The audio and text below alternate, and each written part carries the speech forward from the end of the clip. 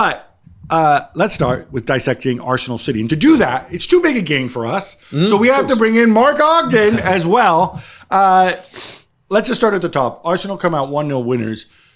Before we talk about how the game unfolded, I was struck by the fact that both managers found the need to throw a bit of a tactical curveball at us. Certainly Arsenal by playing Jorginho in midfield instead of Havertz or Fabio Vieira. And arguably Pep as well. Bernardo Silva in the Rodri role, was it? And of course, some people take issue with Guardiola as left back, and also Grealish and Doku on the bench.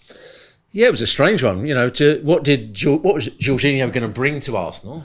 Because he would control the ball and control the game. That's what Spanish managers like to say. But I don't think he did control the game, because it was Man City controlled the possession of the game of the ball for most of the time, with, as you said, Bernardo Silva going back into a deep line position in between the two centre halves.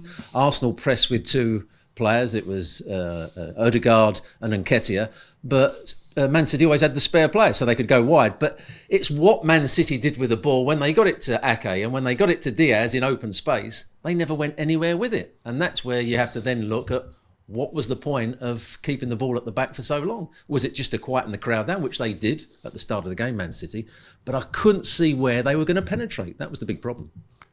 Was it that obvious to do? But Augie, like both guys saying like, "Oh, let me try to throw something unexpected," but then ultimately, because arguably Arsenal's game plan didn't necessarily work either. Yeah, well, Arsenal's was forced on them, wasn't it, by the fact that Saka wasn't fit, and that was a big one. And obviously Martinelli started on the bench, so Arteta's options were limited a bit. And I guess having Jorginho would enable him to keep the ball better and just have a bit more control of the game, as you were saying. City, I couldn't get my head around the fact that he had Guardiola at left back. I think Guardiola's a great defender, but you've got a left-sided defender in Ake playing centre half. And you've got Guardiola, right-sided defender, playing a left-back. It didn't work, and especially with the fact that you've got no Saka bombing down the right-hand side, then City had the option, or the ability to use that and counter against it, but they didn't do it. And it was really strange at times watching this really clunky back four, and then you've got Bernardo dropping even deeper than Ruben Dias at times.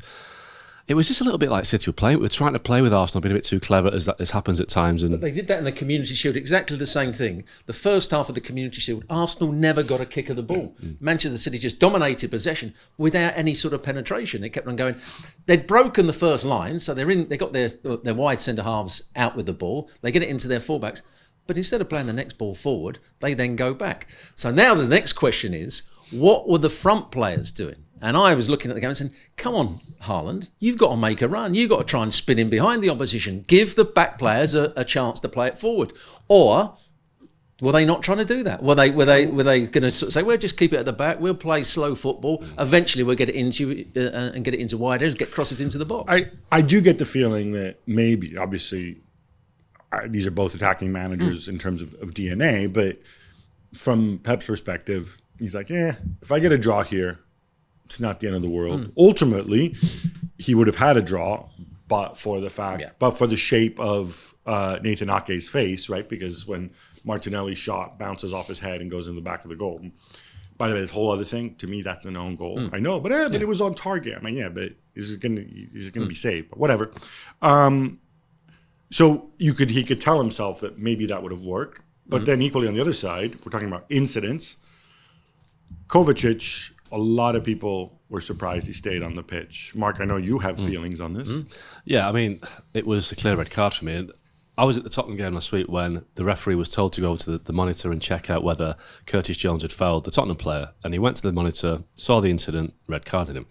Yesterday, Michael Oliver didn't look at the monitor. Now, if the VAR is... He didn't because he wasn't asked to. No, but surely if it's being reviewed, he should say, can he not have an opinion himself? It's his game. Can he not say, I need to check this out? Because it was a really bad tackle. And I think we're going back 20, 30, 40 years now. The tackle from behind was outlawed, wasn't it? It was the most dangerous tackle of the lot. That was a tackle from behind onto his ankle.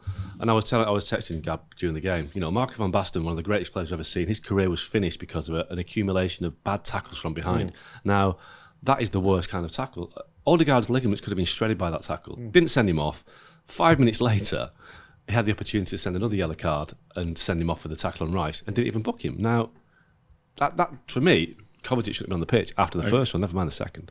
Well, it was madness by Kovacic, really, to make. So he should have been next off. Yeah, he should have been off. Not whether he gave a straight red card for that second tackle, but the fact that he's almost given him a warning, giving him a chance, and then the next tackle, you think, well, he's going to go now, but he got away with it.